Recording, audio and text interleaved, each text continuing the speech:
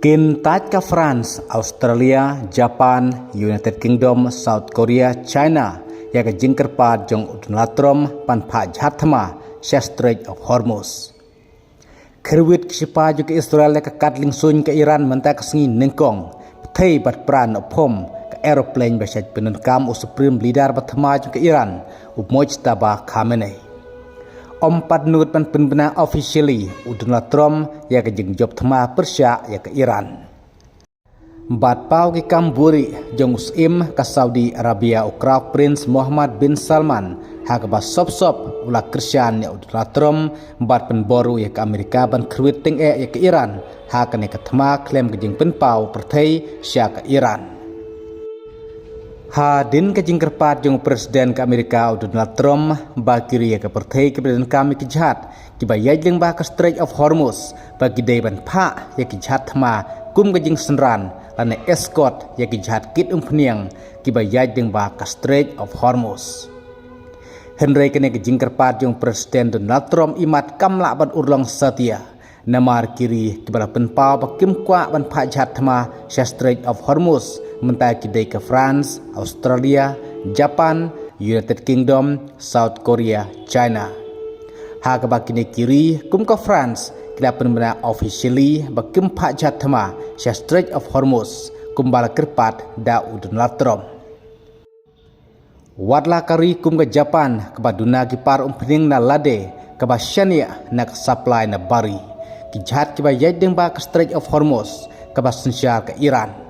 Mereka Japan kelab biang pat yalade da kibenai da keba penlang lupai ke umpeniang. Bat kam ku apat ban le kumbala kerpat da udunlatrom ban pak jahat thema ban senran ya kejahat Strait of Hormuz. Kumta hadu menta ompat don ke weiru kari kebala kubur ban le ya ke kebala kerpat da Presiden Donald Trump. Kadba ke Iran kanang pen isya ke perthei bahkan sapun kamno sadagita ki namding themai kibala tip kerteng dagi sejil kibala ban poi hadu ke jingjengai ke ba arhajar lade arhajar sanspa kilometer. Henry kispa yung ke Israel pat menta ke sengi kelak kerwit jambiang ke katling sun ke Iran kabala penlong ban jot ke aeroplane besyat penenkam da supreme leader batma yung ke Iran Mojtaba Khamenei.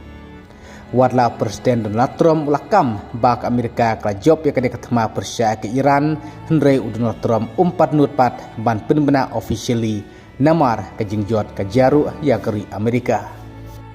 Namar ke Iran ru kala keren Persia ya Presiden Donald Trump balada unut ban kam bak Amerika kala job ya kene ketema kumtana kaling yung Presiden Donald Trump udai ban penbena sendan officially bak Amerika kala job ya kene ketema Persia ya ke Iran. Dei halurkan ke jingkren jong ke Iran bahawa Presiden Donald Trump menta ulah penpau ba umpat penbena officially ya ke jingjob thema ke Amerika Persia ya ke Iran. Kad bagi kebor kilakam ba Crown Prince Muhammad bin Salman ke Saudi Arabia udai bela penbor ke Amerika ban kerwiting ya ke Iran watla ke Saudi Arabia ke don ke syatri kiri Muslim na Middle East. Kum taru ke ke bandang janang ni Syekh Ahmad tunggu api kiwai pat ki kebor ke bandang wan. Kublai Shibut.